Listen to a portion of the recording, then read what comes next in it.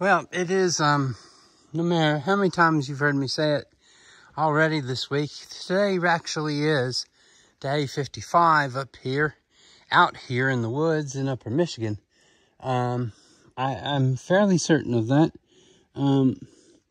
7 times 8 is 56, right? Tomorrow is Friday again, and that's going to make 8 weeks of us having been out here.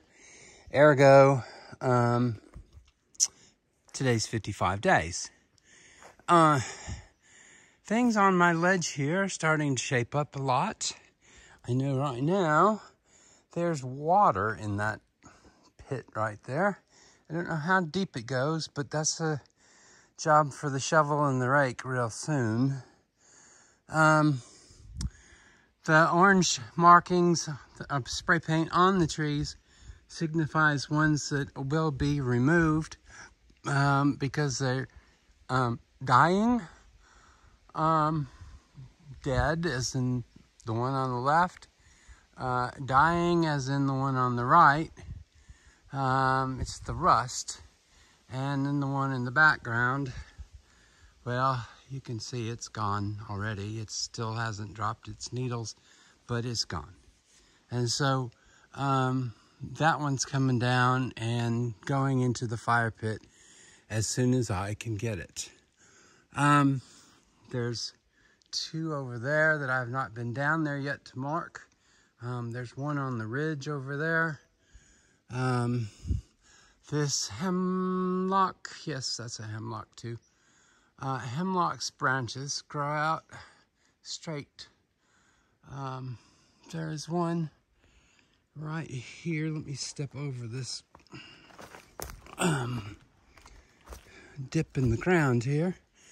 And as you can see, going up that tree, the branches come out level 90% of the time. And on the bottom, they don't grow out at all. This is the type of tree I used to make my wooden mallets out of. There's also one back there. There's some oaks or maples right in here that are depriving the big trees of the resources they need to keep growing strong. And as you can see, there's already some rust forming on one of those trees back there. Sorry about the finger in the shot. Sadly, these 3 trees here all have it too, which is just horrible, but also not so horrible, because I'm thinking if I were to put any kind of temporary, permanent structure to be able to come out and stay in like a night or 2 in future times, I'm thinking this is probably where I would want that to be, and on in this general area here, of course, right where I put the stupid firewood rack for now is in the middle of it too. But the idea, I think I've explained this a couple times before, but that way is north. When some of the leaves already are starting to turn, but when they're all gone, I'm most certain that I'm going to get a view of Lake Superior from up here too. And if you can imagine it even having like a second floor, or having a patio or an upper deck, if you will, that can be right nice come certain days coming someday in the future. So I remain up on this ridge, and it runs about another 40 yards, 50 yards in that, 40 yards in that direction, and then it just plummets, making this spot ideal for having an eye on anything that's trying to come up that's uninvited. Anything. Now, obviously, I still have some trees to clear, some freshly fallen, some not. This one here, look, it's got woodpecker holes in it, and it's dead, so it needs to come down. There's another pine right there that's got the rust in it, and one behind it with the rust in it. And if you look at this big one down here, I believe it's a hemlock as well. I don't have my glasses on, so I'm just kind of, the one that's all rotted to hell and back, that needs to come down. And then there's, not to mention these two trees here that have already died and are leaning, which are dangers.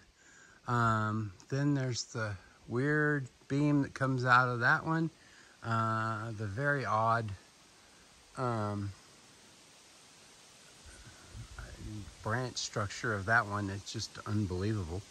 Then we have this prime gem here that goes up and stops and then goes this way. Very odd.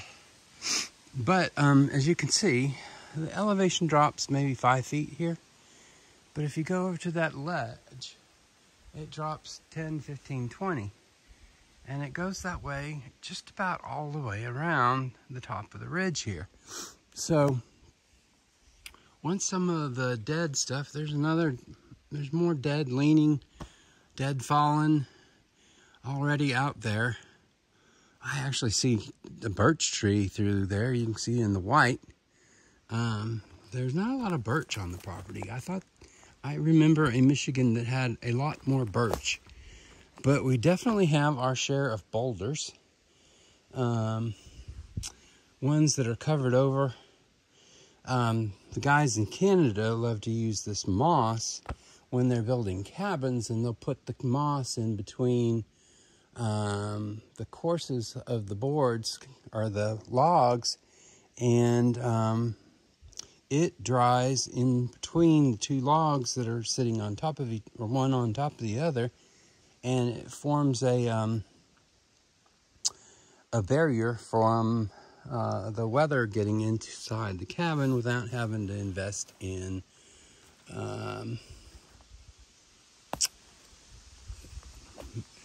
typical fiberglass mess for insulation. So as you can see, there's quite a bit of work still to be done just to have an idea of what's here and what's not. Again, most everything has a rock associated with it. Under the tarp right now, I was cleaning off the moss on it the other day, and it's a pretty sizable, huge rock. So it can really be made into a nice, very nice, comfortable looking, pretty place to come. And you've seen the fire pit over there. I tried several times after 1.8 or 2 inches worth of rain here in the past 24 hours to get that to burn. And after several matches and pages of the local fish wrapper, no go. So as much as I hate to say it, but the tree right behind the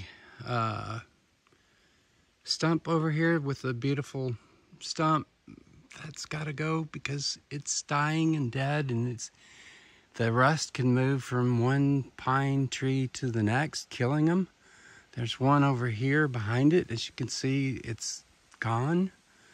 The sooner I can get these down and burned, the better. The better for the environment on the hill itself. So, and the woods itself. This is a pine stand, obviously. And this oak and maple stuff is inhibiting the growth. I mean, look at that beautiful pine tree sitting there right in the middle. Isn't he pretty? So those are some of the things I'm looking at on day 55 here in the woods. And up on top of the world, it feels like, I think the elevation here is 1490. Supposedly, my watch says I only came up 50 feet in elevation from the campsite we're using now. and coming up here. I've been marking the stumps that have been cut, whether they were dead. Yeah, well, they were dead. I mean, look at that. Or dying, so that I don't fall over them, but I can come back to and remove them or get them cut way down to the base. There's some beautiful little pines that have yet to be infected. And so maybe I can save part of these in here and at the same time generate a nice place to put something. Now, to be lifting logs at this height up here, I'm already looking at the Shawn James trick with a pulley system and wire rope. That hemlock right there sits over what would be the site, and there's a hemlock right behind those two pines. It's actually it's on the other side, so I might go with the oak or maple, whichever that is in between, and then tie another one to the hemlock behind it as support. There's a hemlock right there. Actually, that might just be a white pine. And conversely, that tree right there is definitely a hemlock. So you could do crossing wire ropes about 15, 20 feet in the air, attached to those pulleys that are on my wish list.